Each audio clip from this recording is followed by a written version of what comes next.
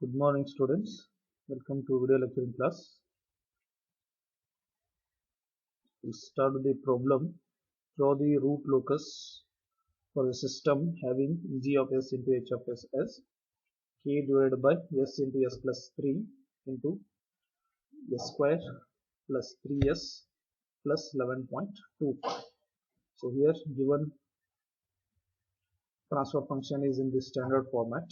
So first you need to identify number of poles and number of zeros. The number of poles are 4 here.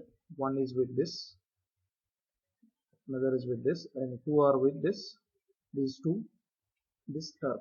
So there are two roots, so count will be 2.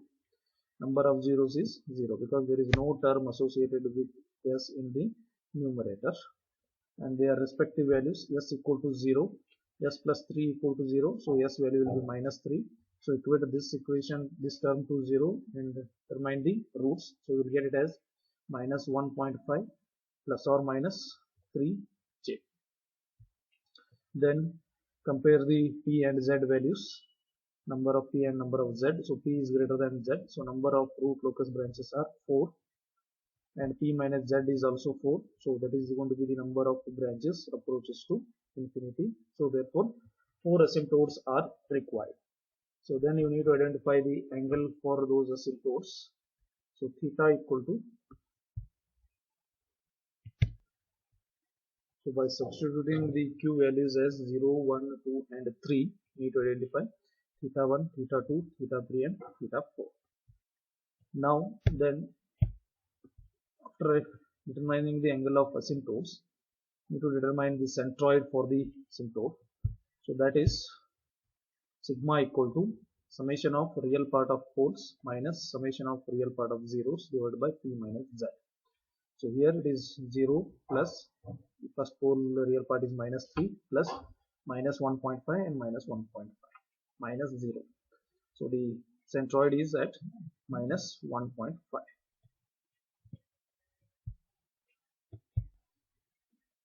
So the centroid value is minus 1.5. So on S plane, locate the poles 0, one is at minus 3, one is at minus 1.5 plus 3j, another is at minus 1.5 minus 3j it is. So now identify the RL and NRL part. So take the reference plane here between these complex pole and 0. So toward this side it is 0. So from here to here it will be a root locus part. Then if you take the reference plane here, if you take the summation of p and z towards the right side, 1, 2, 3, so it is odd. So from 0 to minus 3 it is RL. After minus 3 it is NRL. Then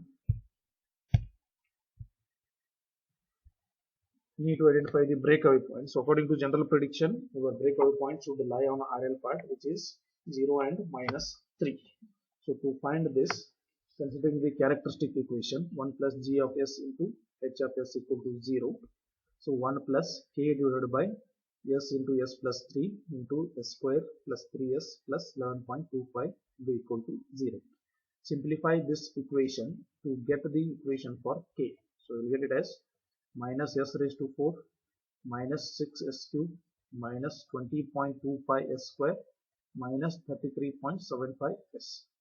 So dk by, differentiate this equation with respect to s and equate that one to 0. That is dk by ds should be equal to 0. So for that, once you differentiate that, it will be minus 4s cube minus 18s square minus 40.5s minus 33.75 equal to 0. So take the negative sign common and rewrite the equation as 4s cube plus 18s square plus 40.5s plus 33.75 equal to 0. Now determine the roots for this equation. The help of your calculator. So we'll get the roots as s equal to minus 1.5 and another root is minus 1.5 plus or minus 1.837j. So one root is minus 1.5. If you substitute this minus 1.5 in this equation, you will get it as 20.25 as the k value with a positive sign. So it is a valid breakaway point. Now about this complex root, no doubt its real part is lying on RL only, but we need to cross verify that. For that,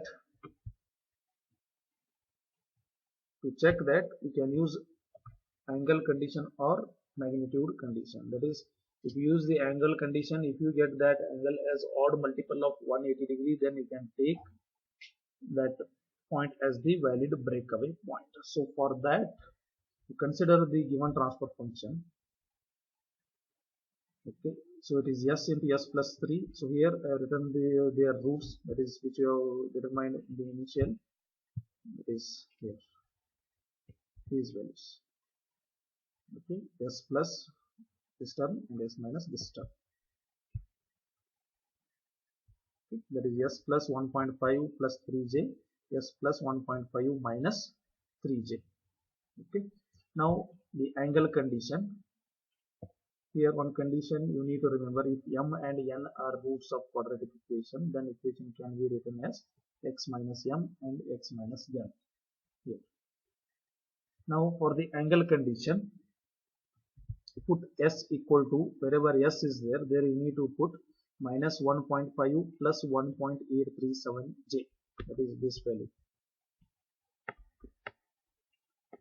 Okay, substitute and put the angle condition symbol. So for that, tan in numerator term you can take with the positive sign, tan inverse of imaginary part divided by real part. So here k is a constant, so I can take it as a real part. Since there is no imaginary part, so I will directly write it as 0. Minus, in the denominator, in place of s I have substituted this term. So imaginary part is 1.837 and real part is minus 1.5. So tan inverse of 1.8371 divided by minus 1.5 minus tan inverse of imaginary part is 1.837 divided by real part is minus 1. Plus 1.5. Similarly for the second term, okay, then this is for the fourth term, minus tan inverse of minus 1.1629 is the imaginary part, real part is 0. So if you determine their angles, you will get angle as minus 180 degree, which is the odd multiple of 180 degree, that is 180 into 1. Hence this s equal to minus 1.5 plus or minus 1837j is a valid breakaway point. Similarly, you can use the magnitude condition also. Okay, so that is determinant of g of s into h of s equal to 1. So in that equation it is k, there is no imaginary term, so I can write it as plus j into 0 divided by determinant of minus 1.5 plus 1.837j into s plus 3 is there, that term leads to 1.5 into plus 1.837j. Similarly those remaining two terms from this equation only. From this only you just, instead of using this angle condition, you use the determinant condition for the magnitude verification. So once if you substitute those values and simplify these things to get the values, and you will get k as 31.64 with a positive sign. So it is with the valid real is also a valid breakaway point, that is by using the magnitude conditions. So here you can use either of the method, either you go with the angle condition or with the magnitude condition. So if it is satisfying any one of the condition, you can take that point root as the valid breakaway point. It is not meant that always you have to use or you have to go through both the methods. So better you go through this angle method, so that easily you can get the angle. If it is odd multiple of 180 degree, directly you can take that root as the valid breakaway point. No need to do these both the methods for all the problems. Then interaction of root locus with the imaginary axis. So you need to construct the roots array. Consider that fourth order equation, that is s raised to 4 plus 6s cube plus 20.25 square plus 33.75 s plus k equal to 0. Construct the roots array. First coefficient is 1, then 20.25, then k, similarly 6 and 33.75. After that, these terms 6 into this minus this into this divided by this. Like that, you need to construct this roots array. So k cannot be 0. If I make this value as 0, so this entire term row will become 0. So equating that one to 0, you will get the value of k as 82.265. So now consider the auxiliary equation. For that, you have to consider the row associated with s square. So that is 14.625 s square plus k equal to 0. If you substitute k as 82.265, you will get s as plus or minus 2.37 j. So now this is the intersection of the root with the imaginary axis. Since there is a complex pole, that is one of the pole is of second order, so that is having the complex root. So we need to identify the angle of departure. For that, first you locate the poles on the S plane. One pole is here, second pole, third and fourth. So take this point as the reference point, join those poles to this reference pole with the straight line. Phi P1 will be 180 degree minus this angle. So that is 180 degree minus tan inverse of the height is 3 and this distance is 1.5. 3 divided by 1.5. So it is 116.56. Phi P2 is a vertical line. So it is 90 degree. Phi P3 is this angle you have to take. So no need to take 180 minus. So directly you can take tan inverse of 3 divided by 1.5. 63.43. So take the summation of these angles. You will get it as 270 degree. Since there are no zeros, summation of pi z will be 0. Then identify the value of pi will be summation of pi p minus summation of pi z. So it is 270 degree. Then angle of departure will be 180 degree minus pi, that is 270. So it is minus 90 degree for minus 1.5 plus 3j pole. And for another pole, that is minus 1.5 minus 3j, the angle of departure is plus 90 degree. After this, we need to plot the root locus. For that, on a S plane, first you locate the poles. One is at 0, minus 3, minus 1.5 plus 3j, minus 1.5 minus 3j. After that, you have to locate the centroid, which is at minus 1.5. Then draw these angles, that is asymptotes with their respective angles. After that, mark the breakaway point. One is at minus 1.5 and these two are also valid breakaway points. Okay. After that, the one more breakaway point is minus 1.5 plus 1.837j, that is here, and another breakaway point is here. Okay. Now to plot the root, first root will start from 0.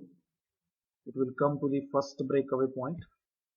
Then it will go to the second breakaway point here.